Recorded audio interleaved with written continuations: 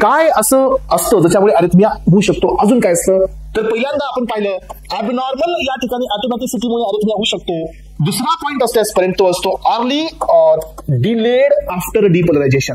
तर हे बी एक प्रॉब्लेम असतो. काय असतो हा माहितीये का? अर्ली आफ्टर डिपोलरायझेशन म्हणजे काय माहितीये का स्टुडंट्स? की जसं तुमचा हा ग्राफ वरती गेलाय, हा रिपोलराइज होत आहे, इथूनच वापस डिपोलराइज होणे. हे बी एक प्रॉब्लेम आहे. दुसरा असतो डिलेड आफ्टर डिपोलेशन. म्हणजे काय? की हा तुमचा ग्राफ खाली आला, रेस्टिंग मेम्ब्रेन पोटेन्शियल पासूनच वापस डिपोलेशन होणे. दिस इज कॉल्ड डिलेड आफ्टर डिपोलेशन. हे दोन प्रॉब्लेम असतात ज्याच्यामुळे अजून जास्त अरिथमिया होऊ शकतो. तिसरा प्रॉब्लेम काय असतो माहिती आहे का अरिथमिया होण्याचा? बघा, आपला हार्ट जो आहे it is just like a ring cycle. Heart मध्ये जे सेल आहेत एस्पेरेंट्स हे एक रिंग सारखे आहेत. जसं आपलं सिग्नल हे एसए नोड कडून खाली डिसेंड होतं, तसं हे सिग्नल असं ऍझ्युम केलं जातं की हे बायफर्गेट होत आहे. सो हे बायफर्गेट होत आहे, ऍक्टिव्हेशन करून हे सिग्नल कुठेतरी दोघं एकामेकाच्या समोर येऊन यांची डेथ होत असते.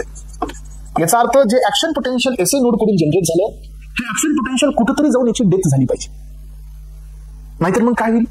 समजा हा तुमचा बाय डायरेक्शनल फ्लो आहे. सो हा बाय डायरेक्शनल फ्लो आहे एस्पेरेंट्स, तर ऍक्शन पोटेन्शियल काय व्हायला लागले? डेथ होत आहे. जर समजा एस्पेरेंट या ठिकाणी एका साईडला इंजुरी झालेली असेल आणि हा फ्लो जर बाय डायरेक्शनल कडून मोनो डायरेक्शनल कडे गेला तर हे इम्पल्स डेथ होत नाही.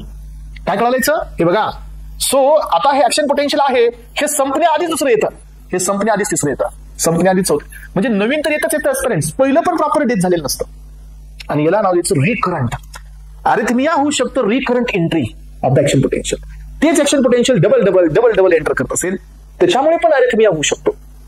आणि लास्ट या ठिकाणी कंडिशन आहे पेरेंट्स की एसए नोड हा रेडी आहे पण हेवी नोड हा तुमचा ब्लॉक झालेला आहे, तर याच्यामुळे पण अरिथमिया होऊ शकतो. पण हा अरिथमिया ब्रॅडी अरिथमिया असतो. आतापर्यंत आपण जे बोलतोय हे सर्व टॅकी अरिथमिया आहेत पेरेंट्स. हे 4 कॉन्सेप्ट मुळे अरिथमिया होतो.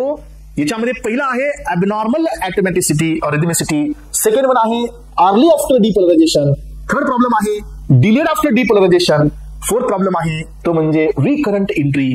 वापस ते सिग्नल डेथ न होता ते रिसर्क्युलेट होतं हार्टच्या मायोकार्डियम मध्ये, त्याच्यामुळे पण अरिथमिया होतं, त्याच्यामुळे पण फ्लटर होतं. आणि लास्ट वन आहे दॅट इज एबी ब्लॉक.